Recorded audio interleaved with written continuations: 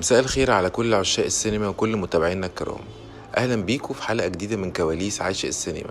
الحلقة دي عن مدير تصوير الاستاذ الكبير وحيد فريد، من حواديت الاستاذ الدكتور محمد ابراهيم عادل. زي ما تعودنا في كل حلقة هنتكلم عن كواليس فيلم سينمائي من اعظم الافلام الروائية في مصر. وفيلم حلقتنا النهاردة من اخراج الاستاذ الكبير صلاح ابو سيف، اللي اتولد 10 مايو 1915 وتوفي 22 يونيو 1996. اختصار طبعا لانه يعني من اسرى المخرجين الكبار والمؤلفين المصريين، وهو كان من رواد السينما الواقعية. في بداية حياته كان بيعمل بمدينة المحلة الكبرى بشركة المنسوجات، وهناك قابل المخرج الكبير نيازي مصطفى. نيازي مصطفى ساعد الأستاذ الكبير صلاح أبو سيف للانتقال لاستوديو مصر، عشان لاحظ أنه بيحب السينما وعاشق لموضوع السينما سنة 36.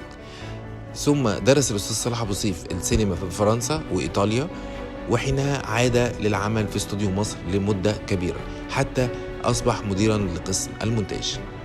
الأستاذ صلاح أبو سيف عمل مساعدا للمخرج الكبير كمال سليم في فيلم العزيمة.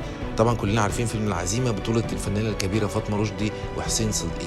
حتى أخرج أول فيلم روائي له هو فيلم دائما في قلبي، بطولة الفنان عماد حمدي وعقيلة راتب ودولة أبيض سنة 1946.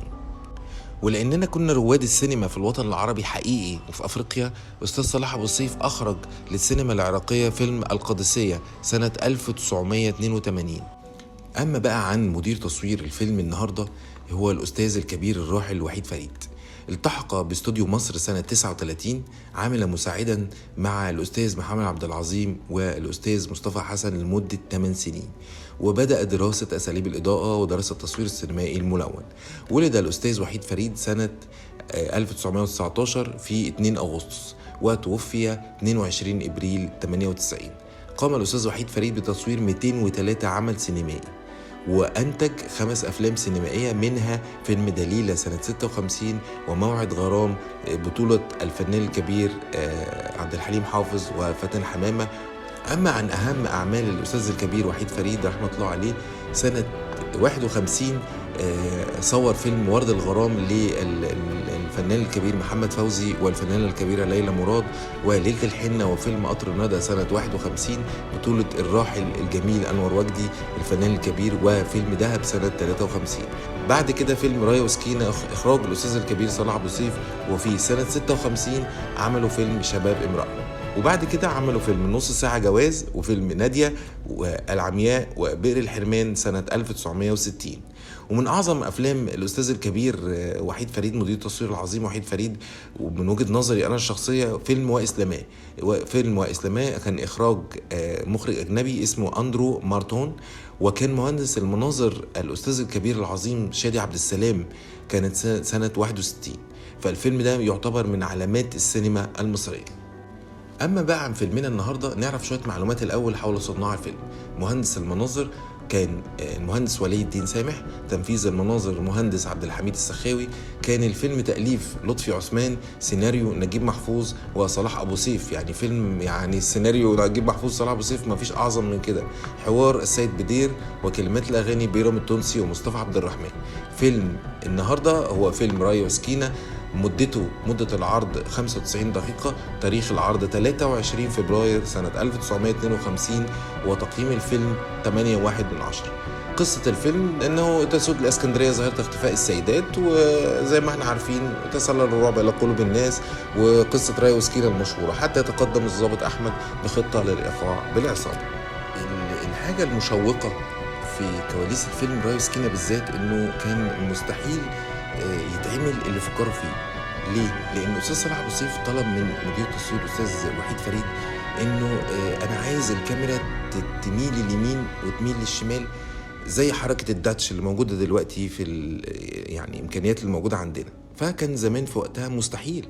أولا حجم الكاميرا كبير جدا، وده في حالة إنك عايز تسجل صوت. لو مش عايز تسجل صوت كانوا بيستخدموا كاميرا أصغر اللي هي 2C بدون البلم اللي هو عليها. البلم ده عبارة عن هاوسنج او زي يعني حاجه بتحيط الكاميرا. هي دي عباره عن بيت كده بتحط فيه الكاميرا عشان يمنع صوت الكاميرا بحيث يقدروا يسجلوا الصوت. فكان مستحيل، الكاميرا حجمها كبير جدا وازاي نعمل حركه زي دي. الشاريو ما يعملش الحركه دي، الكرين برضه ما كانش يحقق الحركه دي. فالمهم قعدوا يفكروا، يعني كان الاستاذ صلاح ابو سيف ووحيد فريد قعدوا يفكروا في افكار. المهم لما استاذ وحيد فريد فضل يفكر الى ان وجد فكره عبقريه. شاف قصعه الاسمنت اللي هي القصعه اللي كانوا يعني بنحط فيها الاسمنت، القصعه العاديه بتاعت الاسمنت. فقرروا ان يجيبوا قصعه اسمنت ويحطوا الترايبود بتاع الكاميرا 3 رجول يثبتوها بشكل ذكي يعني على القصعه دي، وحطوا الكاميرا السينمائيه اللي هي الخفيفه اللي 2 سي السينما برضو بس الاصغر. وابتدى يستخدمه في المشهد اللي هو المشهور جدا اللي هو باغتيال الضحيه، لما راي وسكينه بيبتدوا يقتلوا الضحيه. فالاختراع العبقري اللي هم فكروا فيه ده ساعتها كان شيء سابق لعصره حقيقي، يعني كانت فكره عبقريه. دي من حكاوي دكتور محمد ابراهيم عادل حكاها لنا واحنا في المعهد، من الحكاوي اللي مش ممكن انساها في حياتي، ان الناس دي استغلت حاجة مش موجودة أصلا أو حركة مش موجودة واخترعوها ووجدوا لها حل وحلوا لها الموضوع عشان يقدر يعمل أو يحقق اللي هو يحسسك إن الضحية فعلا بتترنح وبتدوخ، وبتحسسك أنت كمشاهد كمان بتدوخ معاها وتخش في نفس مود الفيلم. فده من أنجح الأفلام ومن أنجح الحاجات العبقرية اللي عملوها الصناع العظماء في هذا الوقت. الحقيقة اللي احنا نحييهم ونشيد بيهم ونقول ان هم دول فعلا الناس اللي بتعلم، ونشكركم ان انتوا علمتونا الافكار العبقرية، الناس اللي كانت بتخترع من لا شيء.